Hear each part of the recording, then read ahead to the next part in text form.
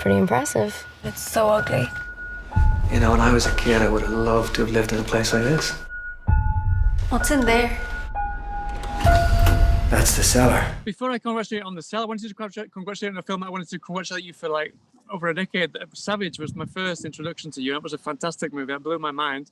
So congratulations on that one, first of all. Well, that's nice to hear. That's a blast from the past, yeah. Yeah. No, I completely forgot who it was that had written and directed it. So it was quite curious that you've done this one as well, because this is kind of a far cry from that. But at the same time, very it was not that long after you wrote the short film. No, it was about 3 or 4 years after you written the short film that this is actually inspired on. No. Yeah, exactly. Yeah. So, when you say not too long, you mean Savage wasn't too long? Yes, Savage was about 3 or 4 years after Yeah, that. yeah. Whereas this has taken 16 years or something to make. But yeah, yes, it is the far cry, very different. But you know what? I'm sort of, I just want, the short film was inspired by The Haunting. So I was trying to do something that was all atmosphere, no gore. And, if you've seen Savage, I can tell you that my other two films don't get any better in terms of they're not for children or grandparents. They're demented stuff. And so it was really nice, actually. My 10-year-old daughter is always asking me about my films, always asking me, what are they about? Or what's Savage about? What's Pilgrimage about? Well, I can tell her Pilgrimage sometimes. What's Love Eternal about? I can't tell her about the Japanese novel about necrophilia. So it was really nice to make a fun sort of family movie, and she could come and see it in the cinema. So that was really good, yeah. Was that, saying that, is that one of the main reasons why it took you so long? Because I know there was kind of various iterations of this film, and it's kind of been in your mind, at the back of your mind, to come up with the perfect idea. Was that kind of the idea of being able to take your mum and maybe your granny to see a film like this? No, that was, know what, that would have been a throwback to the short film. The short film won best film at the Sitges Fantastic Film Festival, which is a hardcore horror audience, and it won best film at the New York International Children's Film Festival. And it won then many more genre awards and many more children's awards. And over the years, I've seen it taught in schools.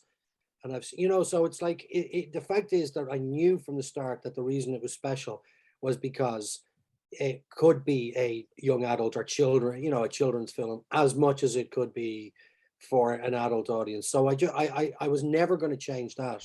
Go down and check the circuit breaker. No, I'm scared. There's 10 steps to the bottom. Count each step. Can you do that? 1, 2. You're doing great, Ellie. Keep counting. 3. But I mean, obviously, talking of the 10 steps, it could have gone anywhere. But you kind of created this specific lore, this folklore there. Did that come from anything specifically, or is that all completely from your mind? It's sort of hokum. I say this to everyone. Yeah. It's sort of nonsense.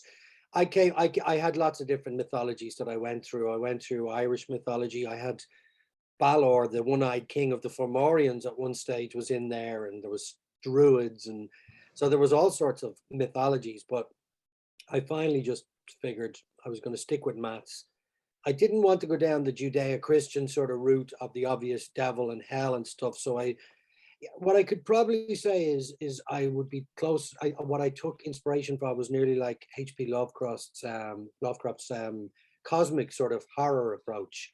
So in a way, that's probably the closest thing, So instead of a hell, it's the void, and yes, there's some demons in there that are known for other things, but we've sort of appropriated them.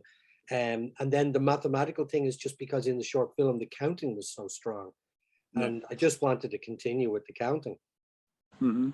And then also, obviously it goes into the supernatural, but at the same time, talking about these kind of the devil and the demons and things, there's these hints towards kind of social media and social media bullying and these kind of things. Was that something that was in the script and it was in your mind to kind of incrust that there somewhere from the beginning?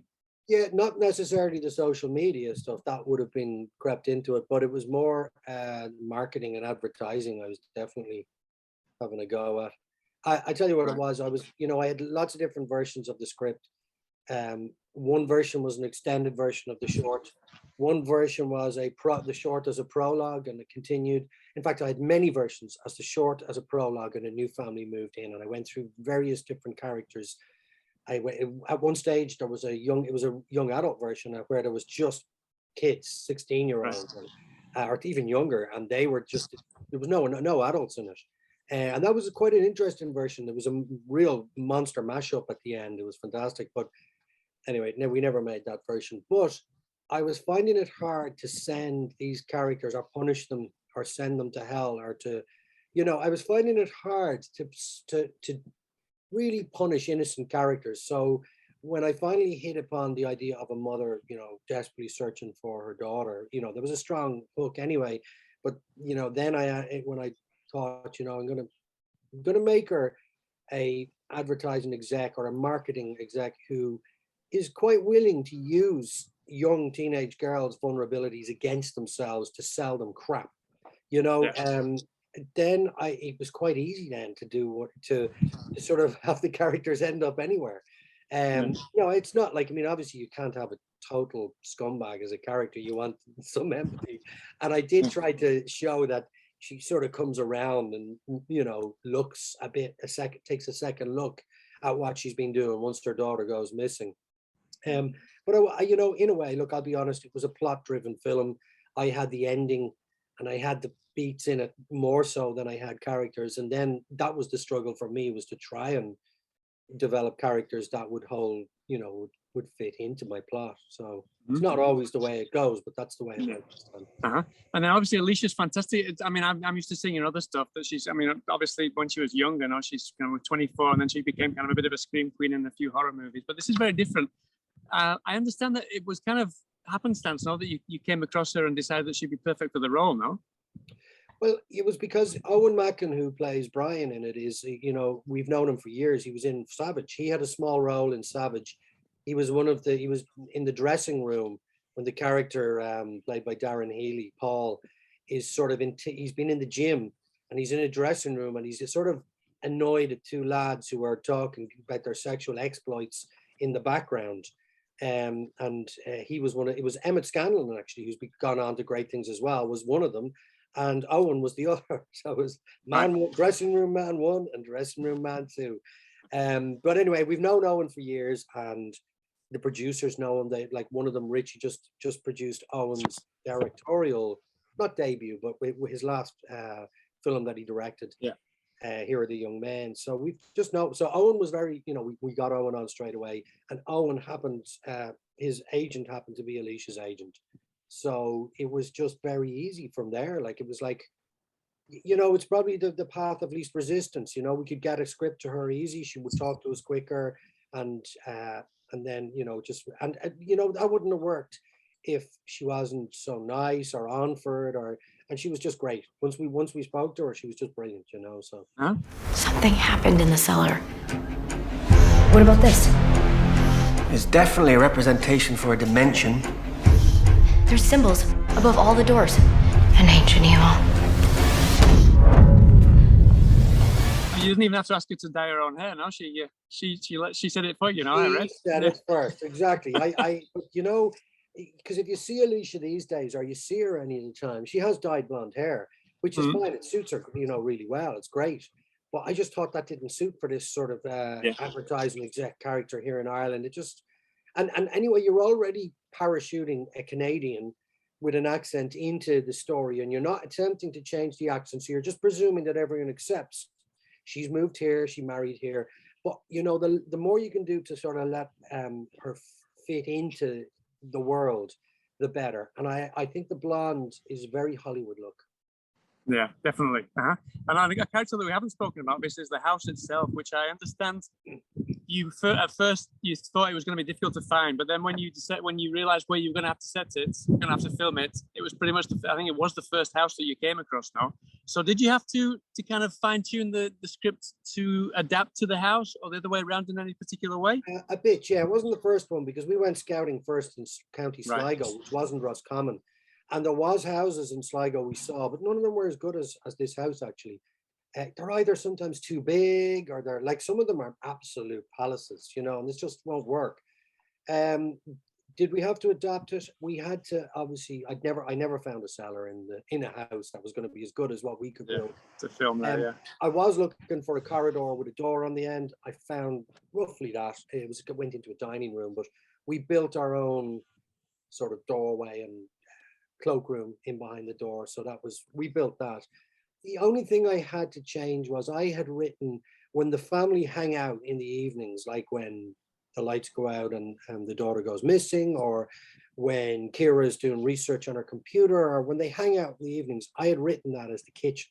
And I imagined it as a big old Irish country kitchen with a sort of an island table in the middle and a wood burning agar or whatever. I forget the name of these sort of big fire, not fires, they're stoves. And you see these in big Irish houses, and the kitchens tend to be the focal point for the family. They're warm, there's food, and everyone hangs around them. And I had written a lot of stuff, and Kira was constantly making coffee, and I was using coffee pots in the sound design and everything. All right. Yeah, and then the house we found, obviously, it's a guest house, and their kitchen, when you walk into it, looks like an industrial kitchen. It looks like it's with all that big steel. It's like it looks like a restaurant kitchen. So that wasn't going to work. So so I just went, all right, we just make it a living room, and we'll never see them eat food. Mm-hmm. Yeah. And talking of the house, I understand that because you kind of shut, they had to quarantine, for a couple of weeks. I think they spent those 2 weeks in the actual house, so that must have really kind of helped create the chemistry and kind of bleed into the actual filming itself, no? Yeah, well, they didn't spend it in the actual house. They spent I read that. They spent it beside the house. It is a guest house, but they also have these self-catering cottages it must be old stables that they've renovated into these cottages, holiday cottages. So, and there's 4 of them, and the family who live in the house moved into the biggest one, and there was 3 left, and so the cast and myself stayed there. So, I mean, look, I think it was great for them anyway to be able to just have, it's a huge budget. And even then, they're not brought on a month or 2 weeks beforehand to come and sit around and go for runs in the morning in the fields. They're brought in to do stunt work, and they work. Whereas I don't know when Owen and Alicia have ever had the time to come and just for 2 weeks have to just not really do much. And so I think they really enjoyed it, They were able to talk to each other about character. I was busy, but in the evenings I was able to drop around and chat to them about their characters, or even go for a walk in the woods, which me and Owen did, and just chat. Like it was, it is quite a nice, I was busy. I have to say, a director is not relaxed in the 2 weeks leading up to the shoot. But I could see that they were really enjoying it, and I was sort of jealous. I'd love to have that feeling sometime where you've been enforced sort of leisure and you've no distractions. Brilliant. But just to finish off, then, I know that I was reading that you've got another project on the go that has kind of some medieval connotations yet again. Is that something that you're hard at work on now? Is the script finished? Are you maybe in pre-production? Can you talk about it? I'm working on draft 2. So I mean, films like early this, days. they take. I mean, it's a revisionist folk horror with St. Patrick trying to convert a sect of druids. It's bonkers. It's back to my old style. It is ultra violent. It's ultra transgressive. It's St. Patrick as you've never seen him. And it's got a lot of the stuff I've loved in horror films over the years. Like I love The Wicker Man. I love mind-bending psychedelic sort of horror films and stuff. So I actually think it's the most imaginative and complete sort of film, and it's nearly like the cumulative effect of all the things I've been doing. So I'm really excited about it, but it will take its time. If we're lucky, we might shoot it at the end of 2023. Brilliant. Well, that sounds great. Well, thanks very much for speaking to me. I wish you the best of luck. Congratulations with the pickup on Shudder. Thanks a lot, Howard. Epsilon. There's something in there.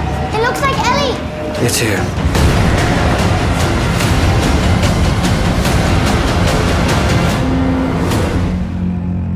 Steven. Mom. Steven.